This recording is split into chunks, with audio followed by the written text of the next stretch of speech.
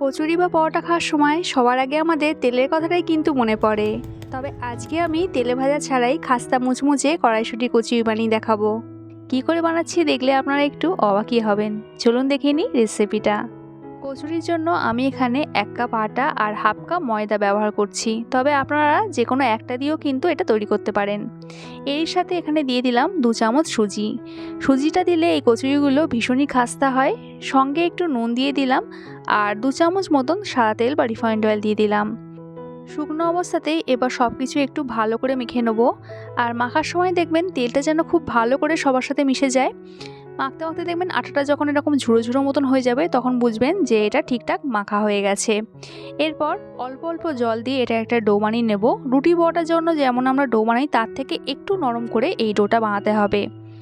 কচুরি বা পরোটা যখনই বানাবেন তখন এই ডোটা কিন্তু একটু তুলনামূলকভাবে নরম করে মাখবেন, তবেই কিন্তু বেশি খাস্তা মুচমুচে হবে। তো আমি এখানে ডোটা মেখে নিয়েছি। আর ডোটা যতক্ষণ একটু রেস্টে থাকছে ততক্ষণ পুরটা তৈরি করে নেব। পুরের জন্য আমি এখানে একটা ফ্রাইং প্যানে দিয়ে দিলাম 3 থেকে 4 চামচ মতন সাদা তেল বা রিফাইন্ড অয়েল। এর সাথে এখানে দিয়ে দিলাম 1 চামচ গোটা জিরে। জিরেটা লাল না হওয়া পর্যন্ত একটু ভেজে নেব। আর এখানে সাদা তেলের জায়গায় সর্ষের তেলও ব্যবহার করতে পারেন। জিরে ভাজা হয়ে গেলে এখানে দিয়ে দিলাম 1 চামচ আদা। আর এর সাথে দিয়ে দিলাম 3 থেকে 4টে কাঁচা লঙ্কা কুচি। আদা আমি এখানে গ্রেট করে দিয়েছি, আপনারা চাইলে পেস্টও ব্যবহার করতে পারেন। স্বাদ মতো নুনটা দিয়ে দিলাম। একটু খেয়াল রাখবেন ডোতে কিন্তু নুন আছে, সেই বুঝেই নুনটা দেবেন। এবার সব কিছু একটু ভালো করে মিক্স করে নিলাম যতক্ষণ না আদা কাঁচা গন্ধটা চলে যায়। গ্যাসের ফ্লেমটা কিন্তু অবশ্যই লোতে রাখবেন। এরপর এখানে 1 কাপ মতন মটরশুঁটি দিয়ে দিলাম, ছাড়ানো মটরশুঁটি। আমি এখানে 250 থেকে 300 গ্রাম মটরশুঁটি ছাড়িয়ে নিয়েছি।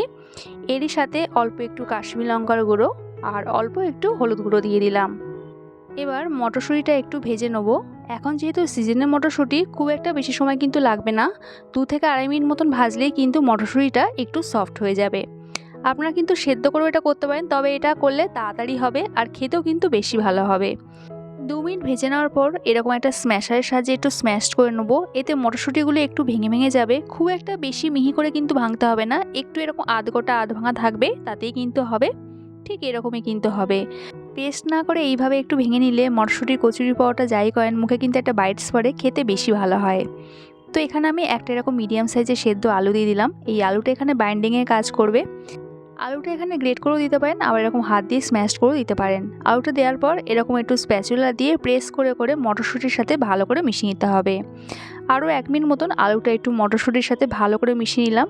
আর এখানে পুরটা কিন্তু একদমই রেডি। এই পুরটা দিয়ে কিন্তু আপনারা কচুরি পরোটা যা খুশি বানাতে পারবেন, খেতে কিন্তু দারুণ হয়। পুরটা এখানে আমি প্লেটে ঢেলে নিয়েছি। তো এবার এখানে পুর থেকে এরকম পোর্শন নিয়ে ছোট ছোট বলের আকারে তৈরি করে নেব।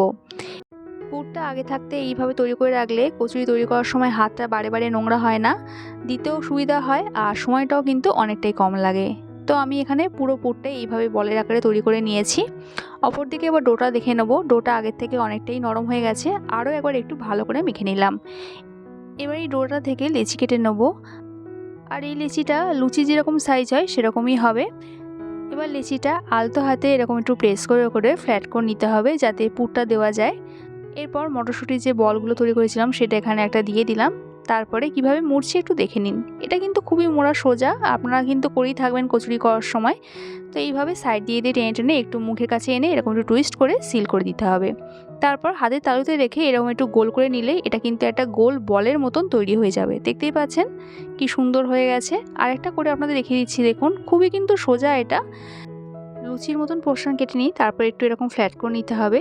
তারপরে পুরের যে বলগুলো তৈরি করেছিলাম সেটা এখানে দিয়ে চারধারটা ভালো করে একটু মুড়ে মুখের কাছে একটু জড়ো করে এনে টুইস্ট করে এটা সিল করে দিয়ে তারপরে হাতের তালুতে একটু গোল করে নিলে কিন্তু এটা একদম রেডি। তো এইভাবে আমি সমস্ত পুর ভরে বলগুলো রেডি করে নেব।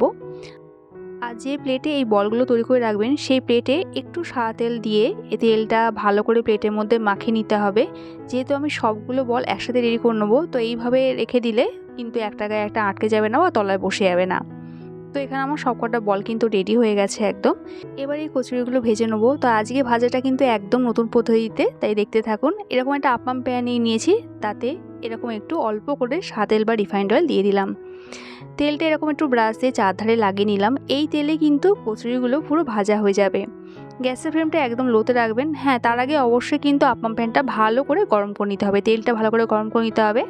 তারপরে একটা একটা করে এই মটরশুঁটির কচুরিগুলো এর মধ্যে দিয়ে দিলাম। দেওয়ার পরে কিন্তু সঙ্গে সঙ্গে একটু উল্টে পাল্টে নেবেন, তাহলে এই তেলে কিন্তু কচুরিগুলো ভাজা হয়ে যাবে, আর কিন্তু এক্সট্রা তেল দিতে লাগবে না।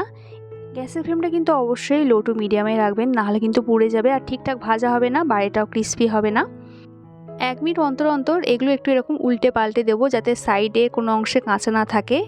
এইভাবেই কিন্তু কচুরিগুলো ভেজে নেবো। আস্তে আস্তে দেখবেন কচুরির গায়ে একটা লালচে কালার চলে আসছে, দেখতেও কতটা সুন্দর হয়েছে, আর দেখেও নিশ্চয়ই আপনারা বুঝতে পারছেন এগুলো কতটা খাস্তা হয়েছে। তো যখন মটরশুঁটির গায়ে এইরকম লালচে কালার চলে আসবে, মানে চারধারটা পুরোপুরি লালচে হয়ে যাবে, তখন বুঝবেন যে এগুলো ঠিকঠাক ভাজা হয়ে গেছে। আর আমার এই ব্যাচটা ভাজতে 5 মিনিট মতন সময় লেগেছে। তো একটা নিয়ে আপনারা দেখিয়ে দিচ্ছি, দেখুন কতটা সুন্দর হয়েছে। তাহলে দেখতেই পেলেন ডিপ ফ্রাই না করেও মটরশুঁটি এরকম কচুরি বানানো হয়ে গেল। আর কচুরিগুলো কত খাস্তা হয়েছে আপনারা আওয়াজটা শুনেই বুঝতে পারবেন। আর ভেতরটা দেখুন পুরে ঠাসা, ভীষণই সফট, একদম পারফেক্ট রেডি হয়েছে। আমার আজকের এই মটরশুঁটির খাস্তা কচুরি রেসিপিটা ভালো লাগলে একটা লাইক কমেন্ট করার অনুরোধ রইল। দেখা হচ্ছে আবার এক নতুন রেসিপির সাথে। সবাই সুস্থ থাকবেন, ভালো থাকবেন।